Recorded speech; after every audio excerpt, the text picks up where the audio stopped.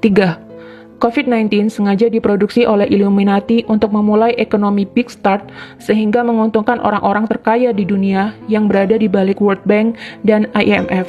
Menurut YouTube channel dari Astronaci International, COVID-19 ini memang sengaja diproduksi dan diedarkan untuk membuat kekacauan dan kerugian ekonomi secara global.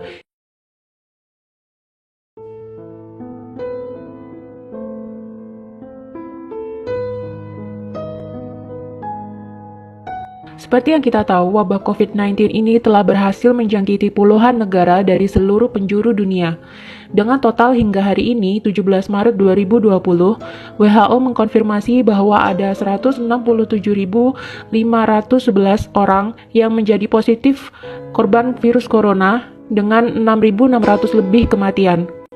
COVID-19 juga telah sukses memukul mundur perekonomian dunia akibat dibatasinya transportasi antar negara untuk mencegah penularan lebih lanjut. Banyak negara-negara yang mengalami kerugian ekonomi akibat merebaknya wabah ini. Tapi di tengah kisruh dan kepanikan virus COVID-19 ini, ada sebuah kejanggalan-kejanggalan yang terasa aneh untuk ukuran sebuah penyakit baru. 1. COVID-19 menyebar sangat cepat, bahkan berada di dekat atau bersentuhan dengan korban terinfeksi COVID-19 bisa menyebabkan tertular. Belum ada setengah tahun, tapi wabah ini sudah menjangkiti puluhan negara di seluruh dunia dengan total korban mencapai ratusan ribu jiwa. 2. COVID-19 tidak mematikan seperti SARS atau MERS, di mana dua penyakit ini adalah penyakit yang ditimbulkan oleh virus corona, sama-sama corona namun berbeda jenis. Tapi anehnya, COVID-19 ini diberitakan di mana-mana, dan media lebih suka memblow up kasus COVID-19 ini jauh lebih banyak dibandingkan dengan kasus SARS atau MERS dahulu. Mari kita lihat grafik berikut ini. 56,6% pasien terinfeksi COVID-19 dinyatakan sembuh. 40% masih dalam perawatan atau masa penyembuhan. Jumlah yang meninggal hanya 3,5%. Sedangkan dibanding dengan penyakit-penyakit lainnya seperti flu burung, MERS, Ebola, TBC, dan SARS, tingkat kematian yang ditimbulkan COVID-19 cenderung rendah. Tapi mengapa media lebih suka memberitakan COVID-19 ini dibandingkan dengan penyakit-penyakit lain yang lebih mematikan? Bukankah ini aneh? Dari keanehan-keanehan ini, akhirnya muncullah banyak teori konspirasi mengenai COVID-19. Di antaranya, 1. Virus COVID-19 adalah kiriman dari tentara militer Amerika untuk Cina. Dilansir dari liputan6.com, pejabat Cina mengklaim kasus pertama virus corona COVID-19 bukan berasal dari negaranya, melainkan dari Amerika Serikat. Ia menuduh seorang tentara asal AS yang membawa COVID-19 ke negeri tirai bambu tersebut. Juru bicara Kementerian Cina, Zhao Lijian, juga dianggap melontarkan tuduhan yang sama. Setelah dalam akun Twitter pribadinya menyebut ada teori konspirasi yang menuduh AS sebagai penyebabnya. Merebaknya virus COVID-19 pertama kali di Cina tepat setelah terjadinya perang dagang antara Cina dengan Amerika dimulai. Dalam perang dagang itu diprediksikan Amerika Serikat akan kalah atas Cina. Dan sempat diprediksi, jika Cina memerankan perang dagang terhadap Amerika Serikat, maka ke depan kiblat ekonomi bukan lagi ke Amerika Serikat, melainkan ke Cina. Meski demikian, tuduhan pejabat Cina ke Amerika Serikat ini tidak disertai dengan bukti apapun. 2. COVID-19 bukannya penyakit biasa, melainkan senjata biologis yang diciptakan untuk memulai perang. Dilansir dari cnbcindonesia.com, Komandan Korps Pegawai Revolusi Iran atau IRGC mengatakan virus corona mungkin merupakan senjata biologis dari Amerika Serikat atau USA. Pengamat militer dan pertahanan Koni Rahakundini Bakri juga menduga bahwa COVID-19 ini adalah senjata biologis yang digunakan sebagai senjata pemusnah massal. Koni juga menyebut dari pernyataan mantan perwira intelijen Central Intelligence Agency atau CIA, Philip Giraldi, yang mengatakan bahwa COVID-19 bukan terjadi secara alami, melainkan melalui mutasi genetik. Giraldi menyebut virus mematikan itu sengaja diproduksi di laboratorium oleh Amerika Serikat bekerja sama dengan Israel.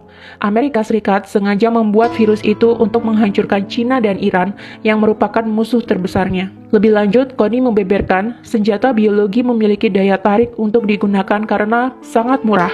Berdasarkan data, dia menyebutkan 1 km persegi serangan senjata biologi hanya berkisar $1.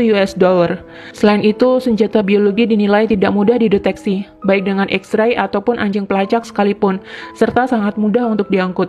Sedangkan senjata konvensional memerlukan biaya $2.000, senjata nuklir $800, dan senjata kimia $600. Iran sendiri berada di ambang kekacauan akibat wabah virus corona. Bagaimana tidak, sebanyak 8% anggota parlemen Iran ternyata tertular virus SARS-CoV-2 dari penyakit COVID-19.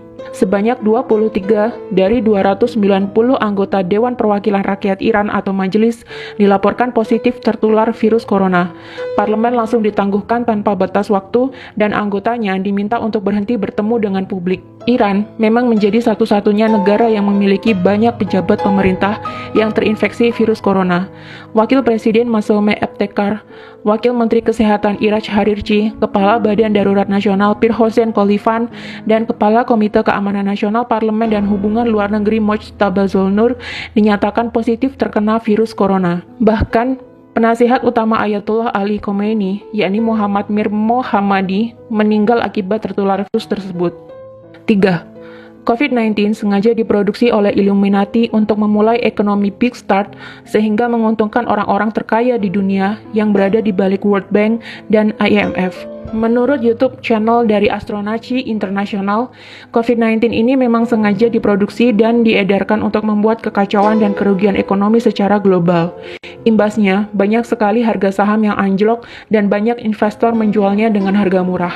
Selain itu, dengan merebaknya wabah COVID-19 ini, mau tidak mau akan memukul banyak negara bahkan dunia menuju ke kerugian ekonomi akibat tersedotnya banyak biaya untuk merawat warga yang sakit dan dirumahkannya banyak pekerja untuk mencegah penularan COVID-19 lebih lanjut.